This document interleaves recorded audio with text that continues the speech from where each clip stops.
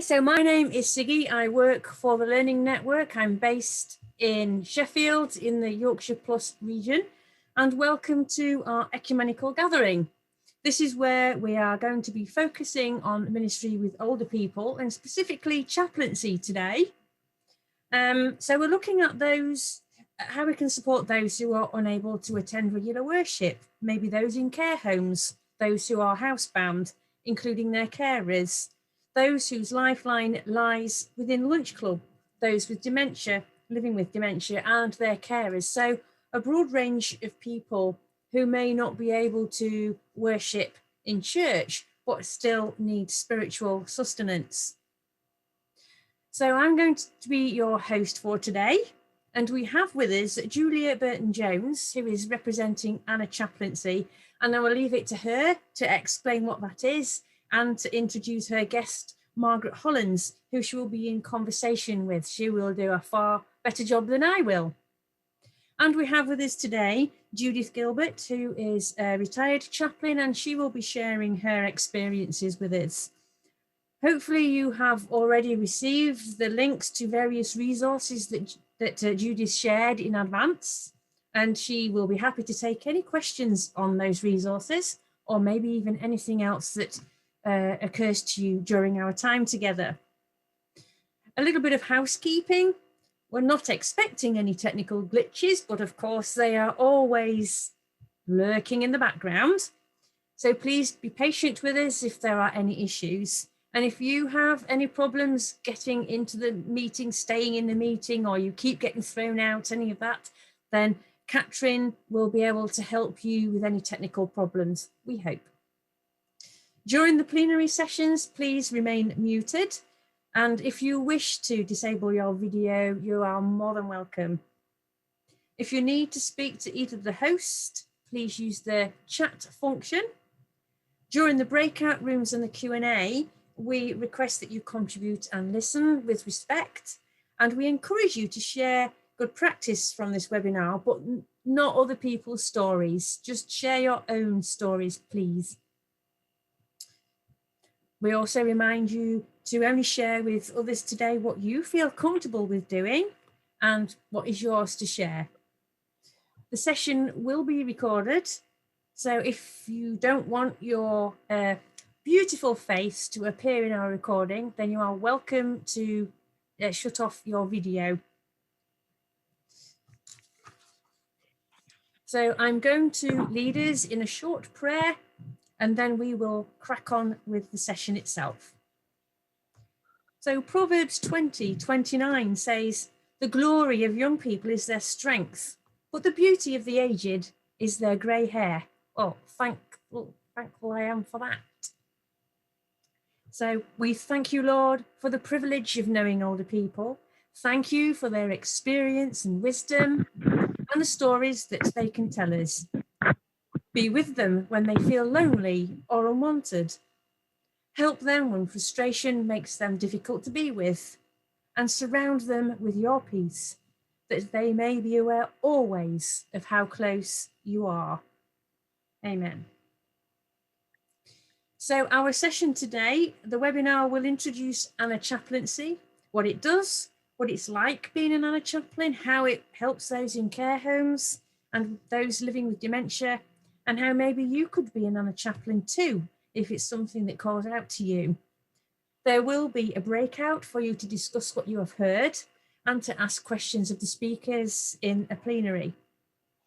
There will be a second breakout, and we've split these into specific interests, and we asked you to indicate which was your special interest. And this will enable you to share your ideas and resources with one another.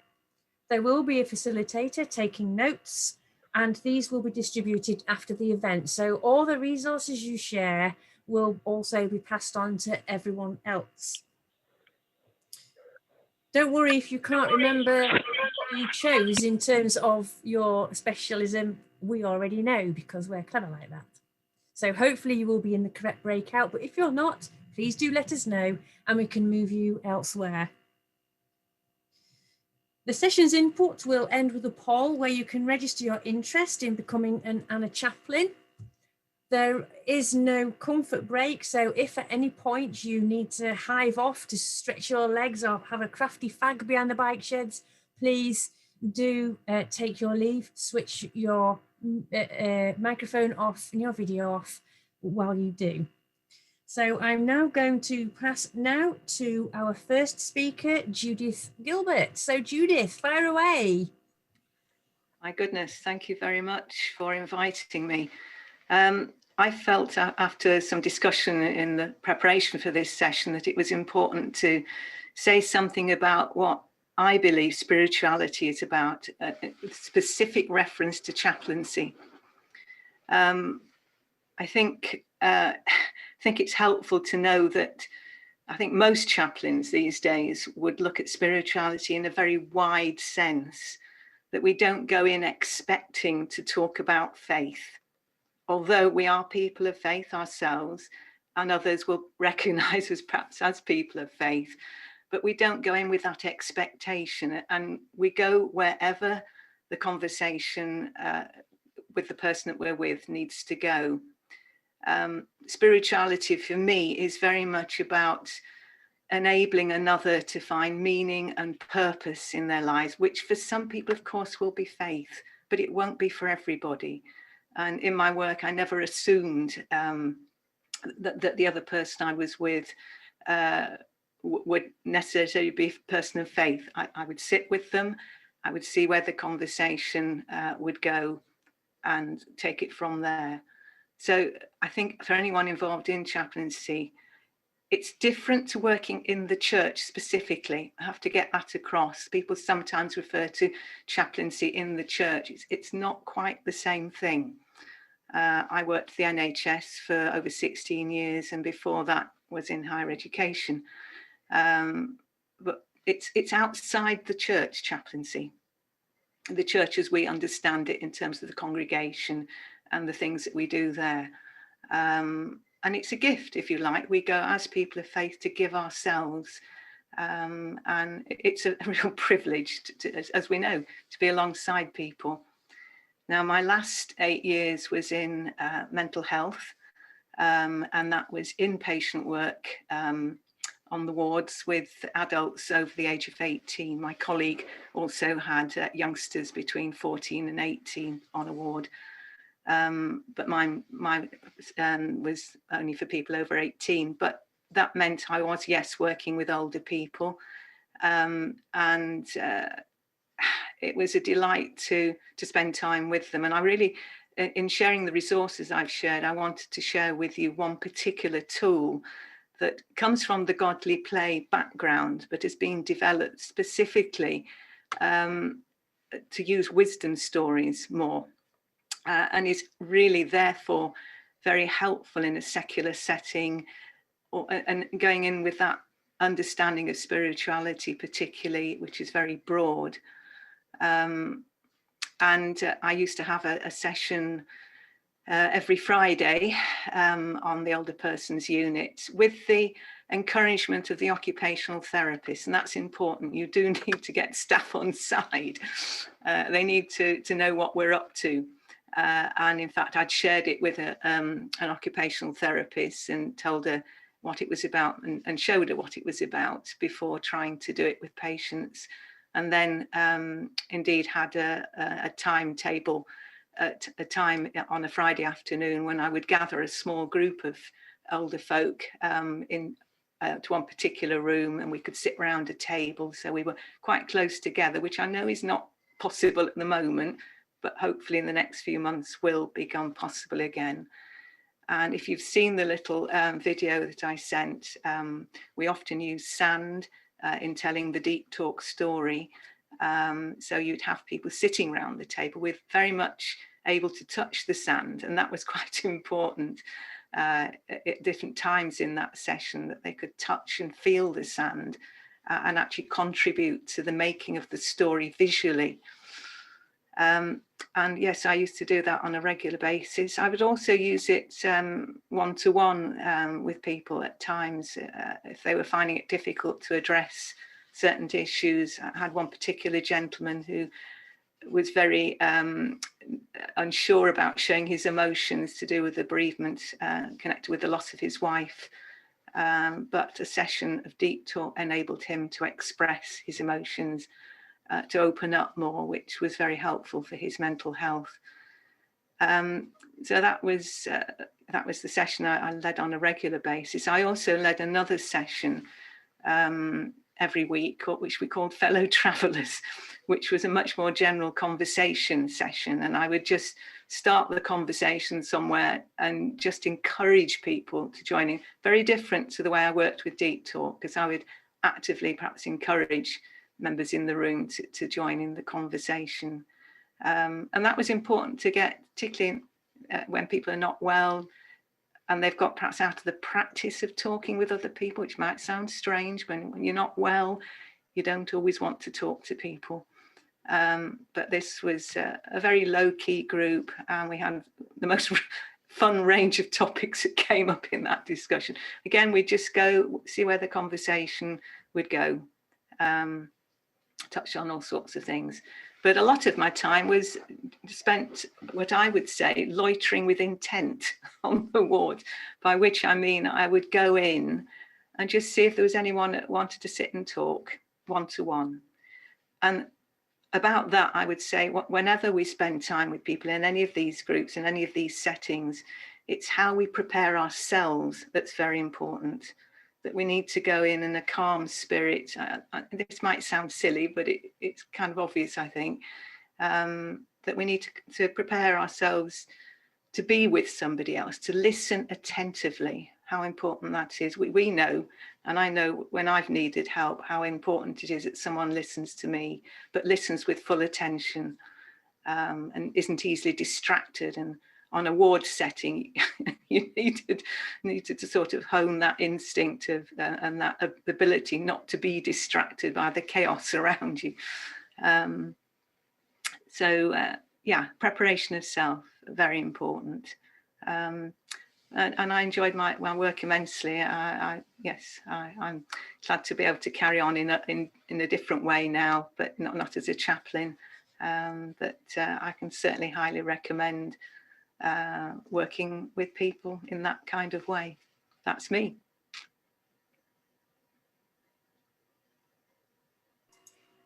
Thank you, Judith.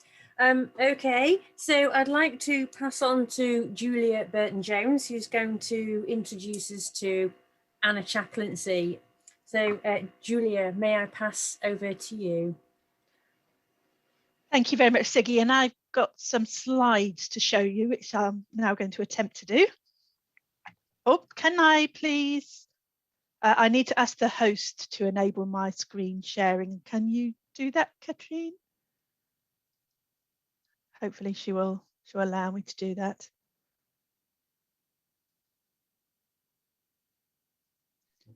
Sorry, I thought I had done that. That's okay. There we go. Lovely, thank you.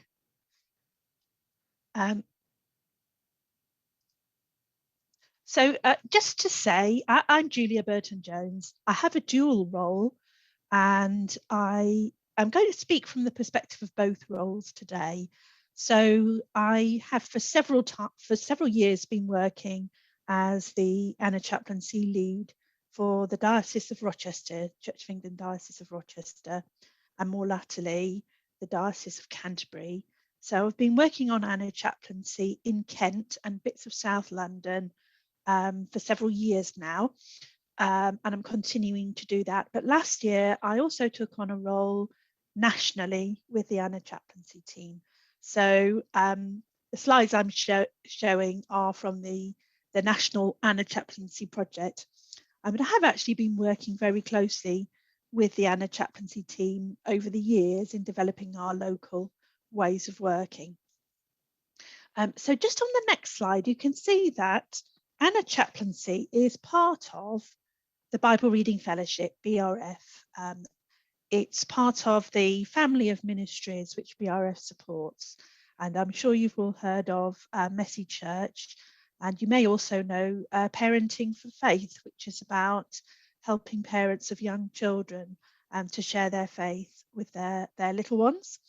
And Living Faith is the name given to our publication. So that includes things like the Bible reading notes, which people tend to associate BRF with. But we also have a lot of books and other resources.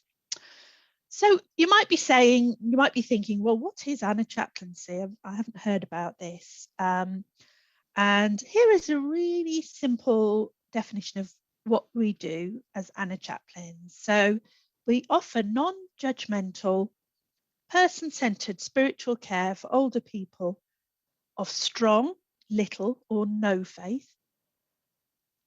And we are community-based. So rather than working in one institution, like as Judith said, a hospital, for instance, we're based in the community, authorised and sent out by our local church of whatever denomination, or indeed by our churches together. And we might go into hospitals and indeed care homes. So we do go into some kind of institutions, but we're community based. But a lot of the model of working is very much what Judith was describing, that non-judgmental, being alongside people, starting from where they are, and not making assumptions about faith. So the key questions that I've been asked to sort of introduce during what I say and to get you to think about is, we know that lots of people work in this field of ministry with older people, and they have been doing for decades very faithful ministry. They may be ordained, they may be lay ministers. They saw that there was a need. They felt that that need was met by their own gifts, their own sense of calling. And they were doing care home ministry, taking home communion to people in their own homes, running groups and clubs for older people in church, long before Anna Chaplaincy existed. So there's a whole army of people out there in our churches. So why do we want to create this new role, a designated chaplaincy role that's about enhancing the spiritual care we give older people? What was the point of having a title and a role that brings all those people together in a group? So that's something for you to think about. And also to think about is, is it a chaplaincy role that you're looking for, or is it perhaps pastoral care? Maybe what you're involved with is pastoral care. And what's the relationship between pastoral care and chaplaincy with older people? So just to say a little bit about the history in Rochester Diocese, and when I'm speaking later with Margaret in conversation, Margaret's been one of the people who started out with me right from the very start of exploring Anna Chaplaincy, was on my original steering group before herself being commissioned as an Anna Chaplain. And she was in that first group which we had been working with to discern calling and working with their churches before we commissioned them. And they were commissioned by our diocesan bishop, Bishop James, in April 2017. And the logo that you can see at the bottom, that's our logo for Rochester Diocese, which we have because we have a head license agreement with BRF. It's to do with trademark law, that to use the name and to use the logo, you do so in agreement with BRF, and you commit to the values and the model of spiritual care that Anna Chaplaincy represents. So we then started working in Canterbury Diocese. As I said earlier, I span the two dioceses, so East Kent as well. And the first people who also both happened to be readers were commissioned in Canterbury Cathedral at a celebration of reader ministry service in 2019. This year, very excitingly, we had our first Methodist commissioned within the North Kent Methodist Circuit. And Irene was commissioned at an online service attended by people from all over the circuit, which was very exciting. So over the several years we've been working, we've been looking at discernment, how we help people to discover this vocation to ministry with older people, and put in place pathways for training and support. And one of the ways that we offer support in Kent is we have local hub meetings, so people who span a couple of towns perhaps, who are Anna Chaplains in their church, who get together regularly to support each other and learn together. And we've been doing that on Zoom during the pandemic. So that we now have a team of 70 who are Anna chaplains and Anna friends across Kent, Bromley and Bexley, and it's constantly growing. The numbers go up every year. So some of them are lay, most of them are lay people, but some are ordained. Most of them are volunteers, but we have one paid person whose church used a legacy to appoint her part-time as their Anna chaplain. And the person who was the kind of the brainchild and the origin of Anna chaplaincy was Debbie Thrower, and we're going to look at a video just showing Debbie in a minute or two. And you may recognise her because she was a Christian broadcaster. She read the news and she was on the radio. But she took on a job in Alton in Hampshire as the older people's chaplain in 2010. And many people wanted to come and see what she was doing and shadow her. So in 2014, she approached BRF to see if they might be willing to give a national home to this movement, and that they did. So since then, we've been based at BRF. So it's only really quite a new ministry. It's only a few years old, 10 years, just over 10 years since Debbie started.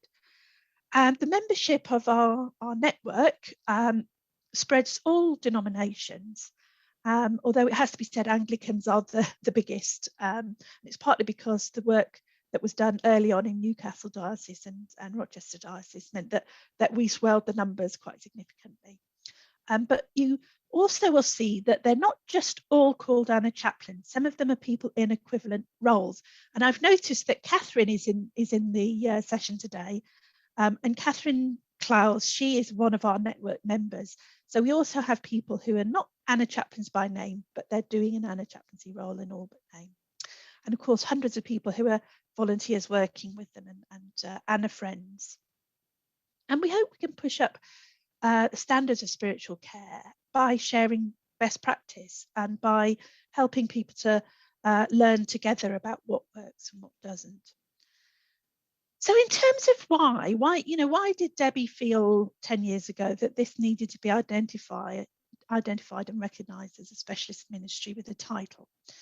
Well, you all know about the demographics or you wouldn't be here today, but the ageing of our population is closely linked to the development of the movement, and particularly the growth in the numbers of very old people in their 80s, 90s, people living over the age of 100. And some of those people, as Siggy said earlier, do struggle to keep involved in church life, to attend services and meetings and events, not just at church, but also in the local community. But because of the stage of life they're at, they're incredibly open to spiritual things. That's something to do with living in the second half of life. We also felt that just as much as when you're appointing a youth worker or families minister, you're looking for particular skills and a sense of calling. If you're working with older people in ministry, that equally carries very particular skills and a sense of having a heart for older people. And often that's expressed as having a real heart for people living with dementia, which is where our project started actually in Rochester Diocese. But the other thing which isn't to be underestimated is the fact that whilst that huge group of people I talked about earlier who were doing ministry with older people were hugely committed, really dedicated and faithful, many felt quite alone, that they never met with anyone who was doing the same job in the same role for church, felt quite isolated and undervalued. So we need to bring those people to the forefront to make much more visible what they're doing, to affirm them. We've also been able to do a lot more resourcing of older people's ministry because of gathering people together and sharing what's needed and what the skills are. And one of the things we've introduced during lockdown is a new online Anna chaplaincy training course, which covers the basics of Anna chaplaincy and spiritual care for older people and people with dementia. We also were able to do national and regional networking events, bringing people together for mutual support and to share best practice. We have a website, the Anna Chaplaincy website, where Debbie blogs very regularly about ideas and gives inspiration, mainly drawn from people in the network and what they're doing, but also events, conferences and books that might be of interest to people. So we're able to resource them through that. And because we're a publishing house, we've been able to produce books over those years that will support learning and enrich ministry. And indeed, we had a working group meeting this morning where we were talking about titles that might be helpful for people in older people's ministry. And finally, it's giving a name and giving an identity. To be called an Anna Chaplain for older people helps those who are in the network to explain why they're visiting the care home, why they're working with older people in the community and trying to forge links with other organisations in the community. So to go with the online training course, we are working very closely to get people reading and getting to grips with the Anna Chaplaincy Handbook. So there's a handbook which Debbie wrote in 2017, which really sets out what Anna Chaplaincy is all about. In fact, it's being updated this year because in the 4 years, lots has moved on. So that's one of the resources. But also during lockdown, members of the network worked together producing this series of guides for people who are working in care settings, particularly care homes. A carer's guide, how to care for yourself in stressful times, how to worship with a group of residents, how to worship with individuals in your care, how to help someone spiritually towards the end of life, and how to have a memorial service at home when you're unable to attend a funeral, which includes a service outline that Margaret produced. So those have been bought by churches and by Anna Chaplains to give as a gift to their care homes locally during lockdown so that the spiritual care of their residents can be addressed when we're not able to be there in person. So the key tasks and skills, it's very much as Judith said, walking alongside someone and being there, being fully present with them, loitering with intent and helping them to navigate what can often be very choppy waters of later life. As you know, older people experience a lot of loss of various kinds and being alongside them as they navigate some of that, but also listening to their stories, helping them to tell their stories and affirming them in those stories. And that requires sensitivity because often people are looking back with moments of regret and heartache, as well as some joy and pleasure as they think about their earlier lives. So what do we do in practice? So just to give you a sort of a bit of a snapshot, we have obviously a lot of home communions, taking home communions, people who are housebound, carers and older people, services in care homes, and also befriending and spending time with individuals. And we think probably we're going to be doing more of the latter during this period where we're coming out of lockdown. Might not be so easy to gather people. Lots of groups are run by churches. In churches, I've referred to some of them earlier. So whether they be lunch clubs, we've got a whole network of dementia cafes across the diocese, holiday at home. Those are the sorts of things that Anna Chaplains get involved with. But also encouraging their churches to offer worship in ways that's inclusive of people with dementia. So sometimes that's been through services aimed at those living with memory problems, but just being age friendly and dementia friendly in our mainstream worship, but also perhaps thinking about having special services aimed at people in those categories.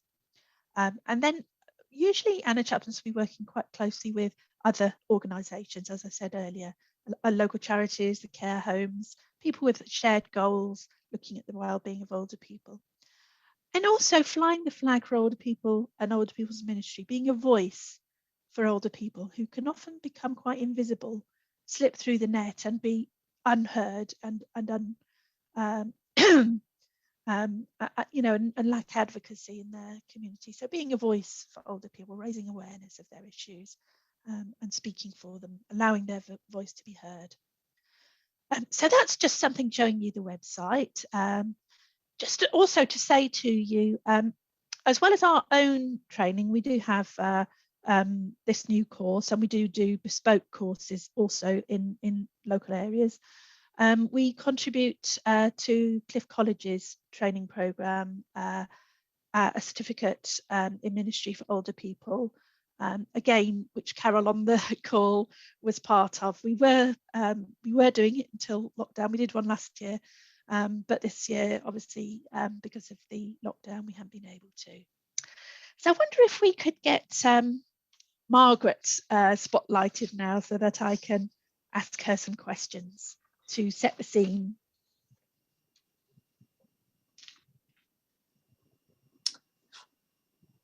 Hello there, Margaret. Hi.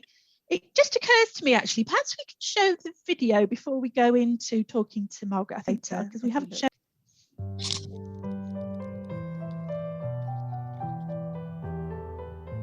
Anna Chaplaincy is community-based chaplaincy for older people. It's about supporting older people and their carers, and especially those, perhaps, who are living with dementia. The model started in the market town of Alton in Hampshire in 2010, and it's grown rapidly in that time. And there are now network members in Wales, the West Country, along the South Coast, in Kent, South London, East Anglia, the Midlands, and the North East. Our vision for Anna Chaplaincy is that there should be an Anna chaplain in every small to medium-sized community in the country. Churches can get involved in Anna Chaplaincy by acquiring the Anna Chaplaincy Handbook and also a companion volume, which is the story of how Anna Chaplaincy has been developed strategically in the Rochester Diocese in Kent and South London. As well as Anna chaplains, there are also Anna friends. Now, these are volunteers who work alongside an Anna chaplain, and they may give just a few hours a week in order to sit and talk with older people, to socialise with them, to make jigsaw puzzles, do watercolour painting, do some raised bed gardening, you name it. Anna friends are out there doing it.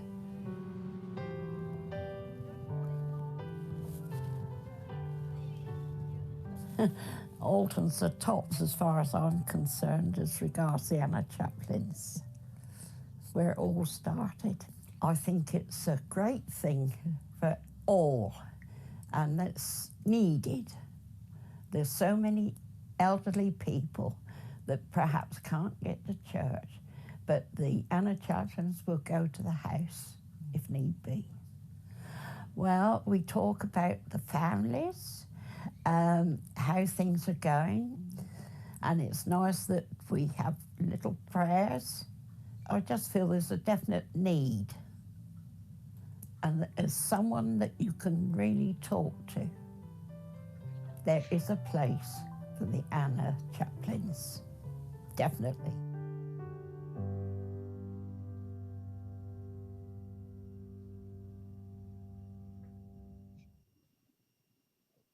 Thank you, Katrine. So, Margaret, as I said before, we've been working together a long time, haven't we, in developing Anna Chaplaincy. Margaret, so just tell us a little bit about yourself, your past working life, and how you came into lay ministry in the Church of England. Well, in my working life, I was a primary school teacher and was a deputy head, and I took early retirement about 11 years ago.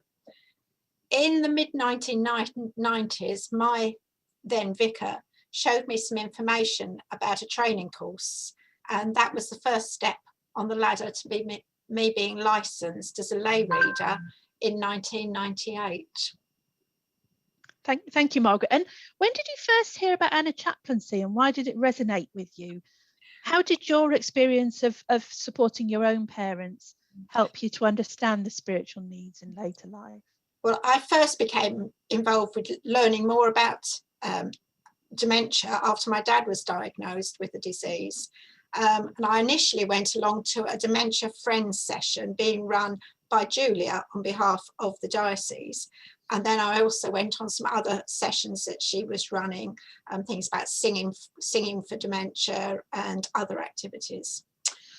And back in 2015, I actually attended a lay reader conference in London, and I signed up for it because I heard that Debbie Thrower was speaking about Anna Chaplaincy and her work in Alton, where she's a lay reader, and I was interested in what she had to say.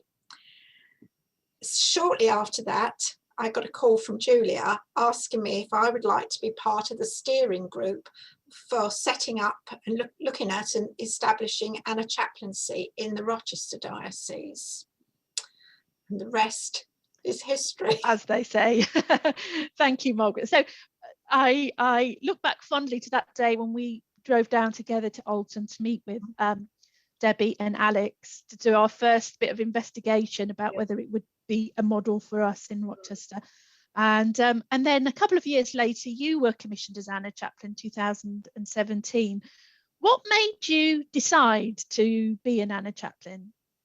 I think sitting talking to Debbie and Alex down in their church in Alton, and listening to her model of Anna Chaplaincy and what it involved, I knew it was what I was being called to do within my ministry, to help and support older people within our church and within the community. And of course, you know, also including those being involved with living with dementia, and their families and their carers. And I then sort of looked to see our training and see where we were going. Thank you, Margaret. So in your role as Anna Chaplain, over these last few years, what are you doing? How are you supporting older people? What are some of the features of your Anna ministry? Well, I think it's like you said earlier, the role can be whatever you see it as, really. And in everybody's role is going to be slightly different depending on your where you're working and where you are. In normal times, I go into 2 care homes in the area, once a month for each of them. In one, which is for people who need some help but don't need an awful lot of other help, and I take communion service into them, and we have a proper service with hymns which they love to sing, and I let them choose the hymns. Always plan it the month before. Just as we went into lockdown, that particular home also started taking in residents with dementia, who are living with dementia. So possibly, I think I'm going to have to reassess what I do there. The other home is primarily for those living with dementia. And so when I go in there, I actually lead a service, just a short service, about half an hour. But it's dementia friendly, so there's lots of hymns, lots of visual things, trying to get them involved, and also there's a lot of reminiscing in those, depending what the theme is that we talk about. One of the memorable ones last year, well, not last year, it must be the year before now, was we were talking about holiday times, and some of them were reminiscing, going down to the beach and going swimming in the sea with knitted swimming costumes on. There was lots of discussion around what they could remember. Obviously, we haven't been allowed into care homes for a year now. I've kept in touch with them via email, and occasionally I go and knock on the door. But also I've dropped in boxes of biscuits, chocolates, sweets, whatever, at various times. Within my own church, I take home communion into people who are housebound, and we spend some time having the service, but also a lot of time chatting, putting the world to rights and catching up. And there's a little, one of the ladies' homes I go to, a couple of her friends come along as well. So it's good for her to have that company. At the moment, contact's just been by phone. And when the weather allows, we do doorstep chats. I've also was supporting the Dementia Cafe, which used to be held in our church when it was run by the Alzheimer's Society. They have now said they are no longer able to run that. So I was asked if I would take it over, which I said I would, but we haven't actually met at all, because as soon as I took it over, we were into lockdown. But hopefully we're looking at the end of June to be able to restart that. as a lay minister, I'm also licensed to take funerals, and this is a really important part of my ministry. It always has been, but I think now, with my Anna Chaplaincy hat on, really, it's and the experience with my dad, being involved with Anna Chaplaincy, those who have dementia, who have either died because of dementia, or maybe somebody in their family has, perhaps the other half has got dementia. It's, you can walk alongside them, and you know, because of my experience, I know what they're going through, and you know, it has really helped me. It's helped me a lot. So you'd say, I mean, because you have been a lay minister for many years, Margaret, do you think it's made a difference that you are now Anna Chaplain then? I think so, because it's made me think differently, and I think that experience with my dad has made me look on it differently, I think, and it's given another aspect to my ministry. So do you think it's helped us as a diocese to be better equipped to meet the needs of people with dementia? I think so. I think so. And I think it's educating people, isn't it, as well, and making people aware. I mean, at one time, dementia was never talked about. It was sort of hidden away, and, you know, oh yes, they're forgetting things, but actually it's a lot more than that. And you've trained as a Dementia Friends champion, haven't you, Margaret? So you go and do dementia, well, you were doing lots of Dementia Friends sessions, including in some of the uniformed organisations in where you live. I've done Dementia Friend training for our local scouts here, and then in the diocese I went over and did some sessions for beavers, cubs and scouts. I think we must have trained about 100 and something over three evenings. But it's making people aware of what dementia is and how we can make life better for people. Being a voice for them and making sure they're included. Yeah. And just a couple more things, Margaret. Anna Chaplaincy, as I said earlier, it's for not just for people who belong to the church, but it's for people of strong, little or no faith, and it reaches out to people in your village. We should have said, Margaret, shouldn't we, that Margaret lives in a place called Hoo, which is on the Hoo Peninsula in Kent, North Kent, quite a rural part of our county, isn't it, Margaret? Why is it important that we reach out to people in the village and on the peninsula, not just the ones that come to church? I think that's really important, because it's working with people of faith, but also those without faith, and people. It's taking the care and the love of the church out into the village.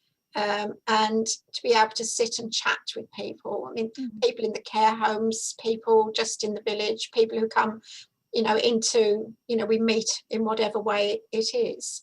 A really big one last year was we had a very big fire, an explosion in the village, and it was next to a marina, a Park Homes, and the residents there are all elderly, and a lot of them can't get out and around, and they were all evacuated, and we opened the church along with the pubs and the cafes in the village, and we obviously gave them food and refreshments.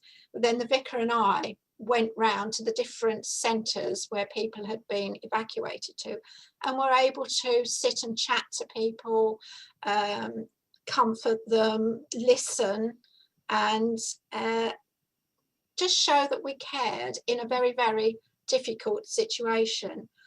Some of them I knew because I'd taken funerals for them, a lot of them I didn't.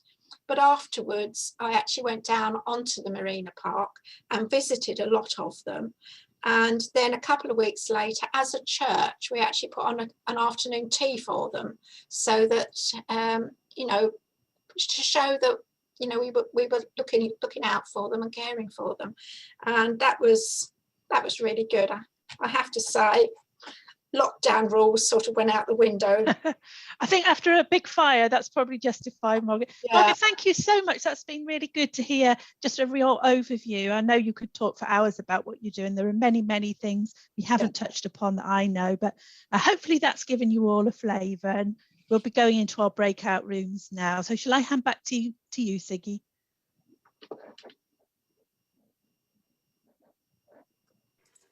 Thank you very much for that. That was most enlightening. Thank you. We're going to move into breakouts now. Hopefully you'll be going into the ones that are most relevant for you. If you have questions for the panel, so that would be Julia or Margaret or Judith, your facilitators will make a note of the questions, and they will put forward the most important question that your group wants to know about. Facilitators, when you come back, if you can use the raise hand function so I can see you, and depending on your type of Zoom, you will either find that in participants or you will find it in reactions.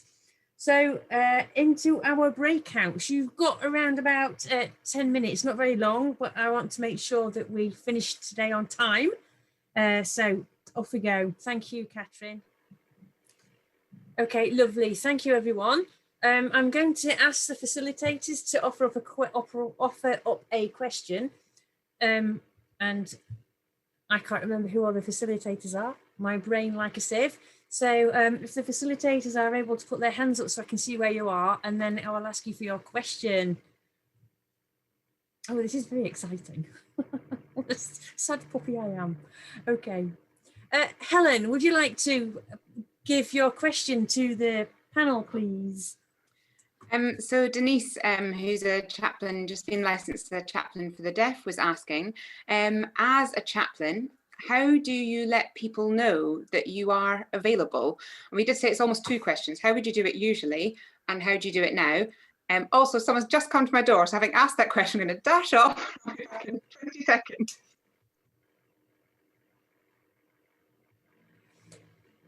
Who in the panel would like to respond, please? I can respond if you like, Siggy. It's please. Yes, there was a similar question in our group actually. So a lot of it is by working in partnership. A lot of it is by working quite closely with other people in your locality who have contact with older people. We are looking for more structured ways of doing that through things like social prescribing, but it can happen on an informal basis. So just making it known to your GP practice and care providers that you are there to provide chaplaincy to older people, but also word of mouth, you know, friends and neighbours and people from your church may come across people. And also if you're offering group-based things, it's sometimes somebody who's coming along to another activity in the church that could be quite a broad ranging group of people. Can I just add that it's very much about personal contact, talking, for me it was talking with other health professionals, being around. I was on the wards every day. I mean, I know that's been different for my colleagues in lockdown. They've had to work very differently, but hopefully, you know, I mean, have been going on to the wards, but much more with the PPE and everything. So yes, it's getting yourself known amongst the staff. And I used to do work with staff development days to help them as teams of staff, but also to help them understand what we did as chaplains. Because there are so many assumptions made about what you're there to do. And it's about demythologizing a lot of the time. And then staff come to realise actually that they can look to you for support as well. As part of sort of my work, I'm also part of the local Dementia Action Alliance group that meets in Rochester. And so that's another sort of organisation that then advertise what you're doing, and there's all different people belong to that. So it's getting out there and getting yourself known, and sort of running a dementia cafe. The agencies that we have come in, you know, whether it's care agencies to talk to the people who come along, or we have fire and rescue and the Lowland Group and the British Legion, it's, you know, it's meeting up with those people and getting the information out there so that people know that, you know, you're around. Great, thank you. Sibylla, can we have your question, please? Yeah. How do you think we can best engage with people who've lost all confidence during lockdown and just don't want to go out or don't feel able to go out? How can we interact with them and help them gain confidence again? Any takers? We're thinking about that in the national network. It's a big question for us. We're having conversations about it.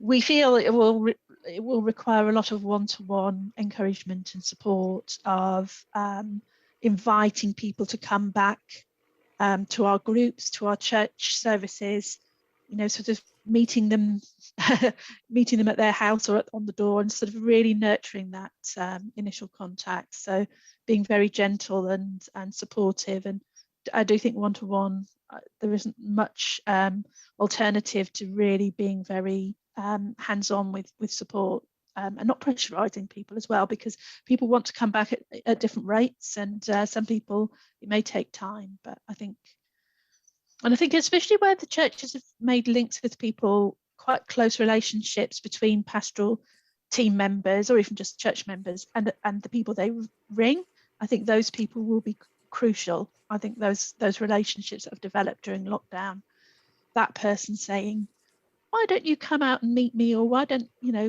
come to church with me, I'll meet you there. So I think really that's the best way to go. But we don't know, we're not there yet, so trial and error really. Great, thank you, Julia. If anyone else would like to feed into that, if they're doing stuff on those lines already, feel free to put them in the chat and we'll share them that way. Kate, can I have your question, please? Yes, it's kind of hard to pick a top one.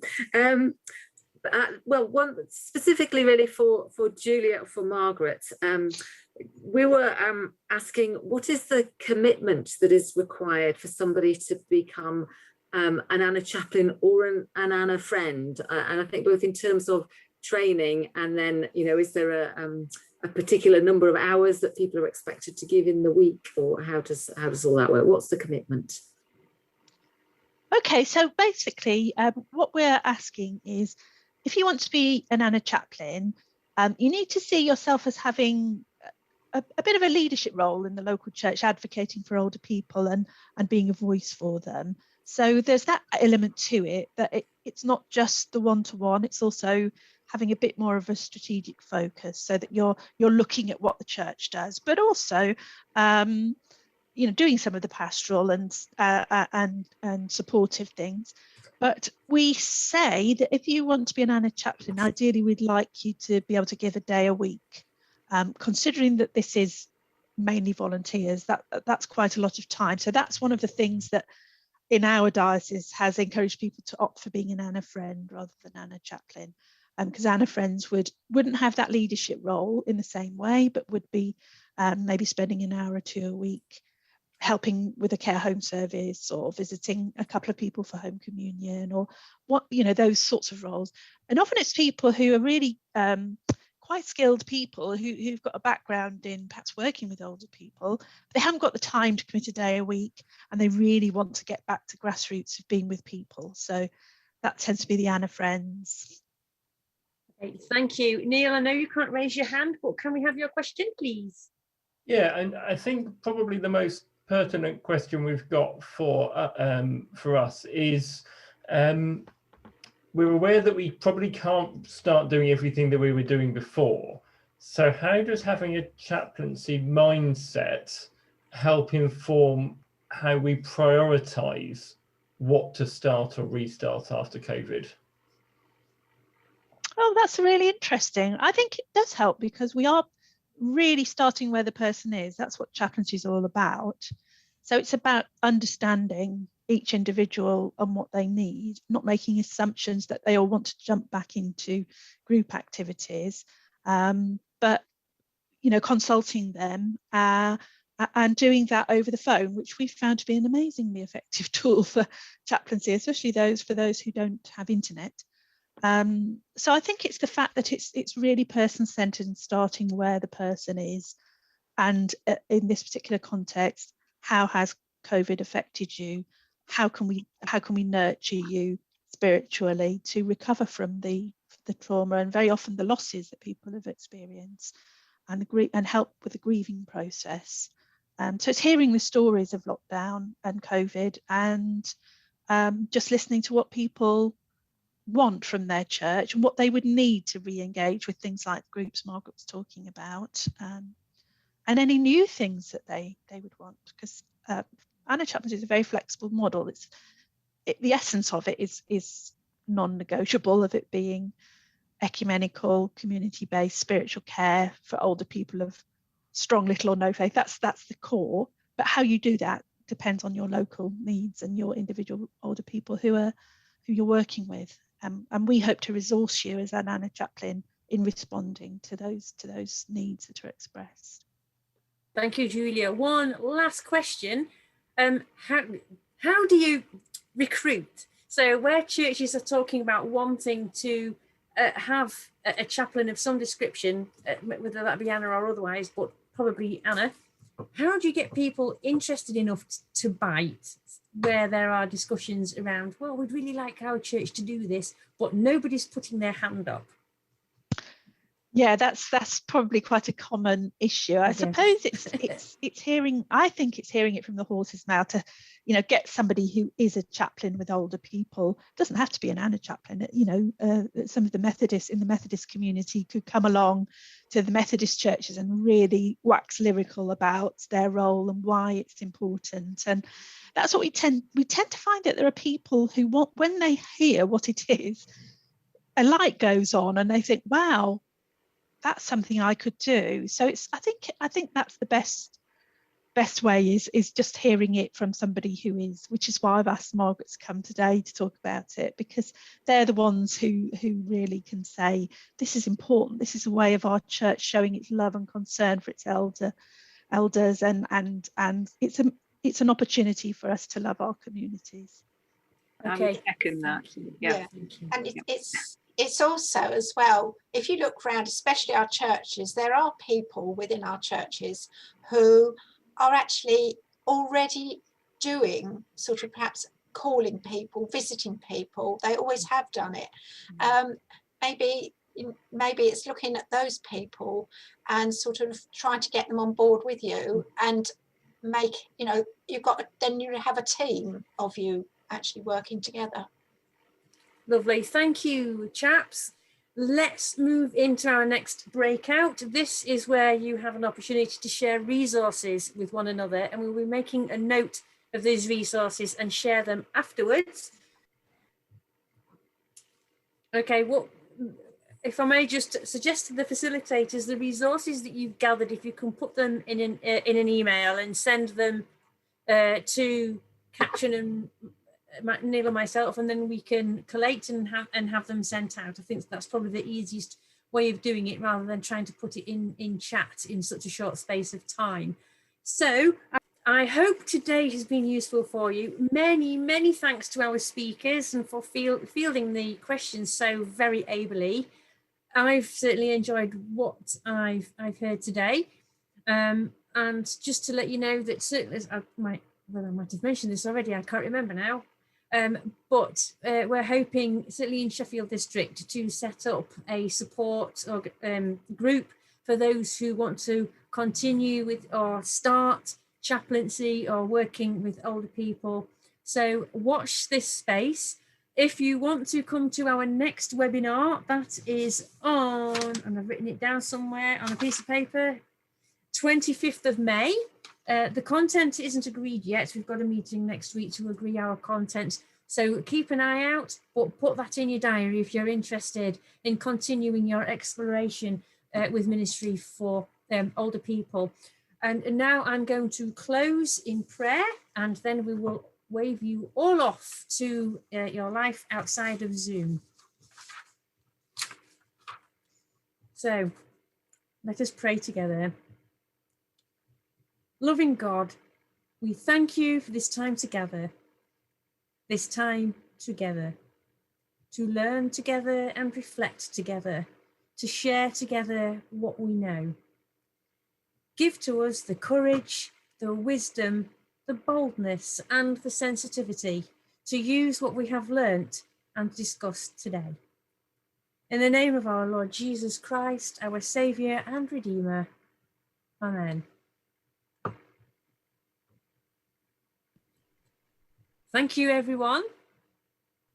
God be with you in your life beyond today's